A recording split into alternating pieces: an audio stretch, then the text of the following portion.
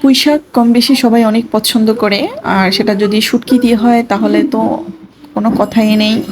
যখন মুখের কোনো কিছু খাওয়ার রুচি থাকে না, তখন যদি আপনি এরকম একটা তরকারি দিয়ে ভাত খান, সত্যি বলতেছি মুখের রুচি তো চলে আসবে।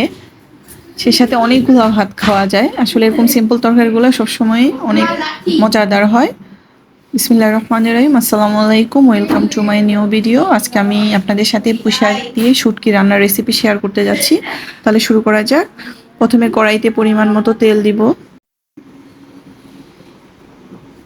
যে যেমন তেল খান তেমনই দিবেন, কিন্তু হেলদি ডায়েটটা ফলো করতে গেলে একটু তেলের পরিমাণটা কম দিতে হয়। তো আমি পরিমাণ মতোই তেল দিছি, পরিমাণ মতো পেঁয়াজ দিচ্ছি। এখন এটাকে ভালো করে নেড়ে চেড়ে এর কাঁচা গন্ধ যাওয়া পর্যন্ত অপেক্ষা করব। খুব ব্রাউন করব না, কারণ যেহেতু এটা মাংস না, আমরা সাধারণত মাংসের পেঁয়াজটা ব্রাউন করি, বাট এটা ব্রাউন একেবারেই করা যাবে না, তাহলে কিন্তু টেস্টটা একটু অন্যরকম আসবে।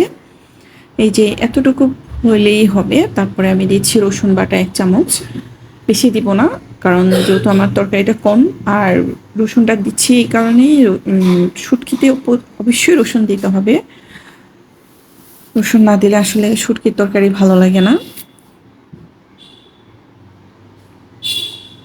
রসুনের কাঁচা গন্ধ যাওয়া পর্যন্ত আমরা এটাকে নেড়ে ছেড়ে দিব। এখন হলুদ গুঁড়ো 2 চামচ, মরিচ গুঁড়ো 2 চামচ দিয়ে দিলাম। এটা হচ্ছে জিরা গুঁড়া 1 চামচ দিয়ে আমরা এটাকে ভালো করে নেড়ে ছেড়ে নিব। ঝাল যে যেমন খান তেমনই দিবেন।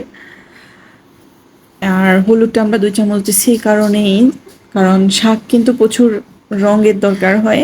আপনি যতই হলুদ দেন কিন্তু দেখবেন একটা পর্যায়ে গিয়ে সাদা সাদা ভাবটা আসে, জন্য আমরা হলুদ গুঁড়াটা একটু বেশি দিলাম। তারপরে এখন আমি শুটকিটা দিয়ে দিব। শুটকিটা দিয়ে এখন এটাকে কষাবো ভালো করে, যাতে শুটকির ফুল গন্ধটা মশলার মধ্যে চলে আসে আর শুটকির ভিতরেও মশলাটা ঢুকে।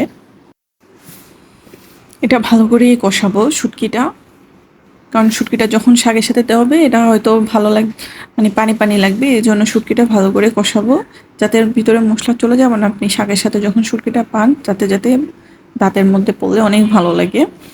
এখন লবণ দিয়ে দিচ্ছি পরিমাণ মতো। যে যেমন লবণ খান সে পরিমাণ মতোই দিবেন। অবশ্য কম দেওয়াই উচিত। যখন তরকারিটা হয়ে আসবে তখন আপনি আবার টেস্ট করে লবণটা দিবেন। এই জন্য লবণটা যার যার উপরে ডিপেন্ড করে। আমার শুটকি কষানো হয়ে গেছে, এখন আমি শাকগুলা দিয়ে দিচ্ছি।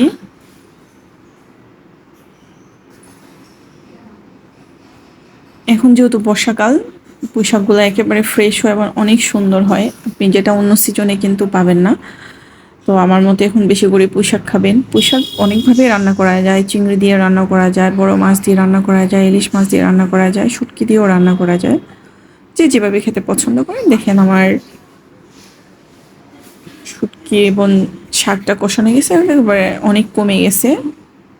এই জন্যে লবণটা কম দেওয়া উচিত, কারণ যখন পরে বোঝা যাবে।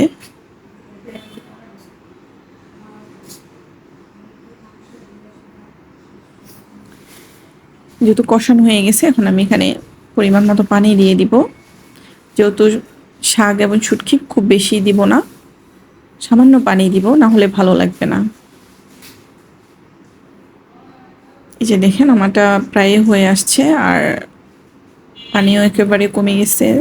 পানি অবশ্য কমই দিছি, আর একটু মাখা মাখা হয়ে গেলে আমি এটা অফ করে দিব।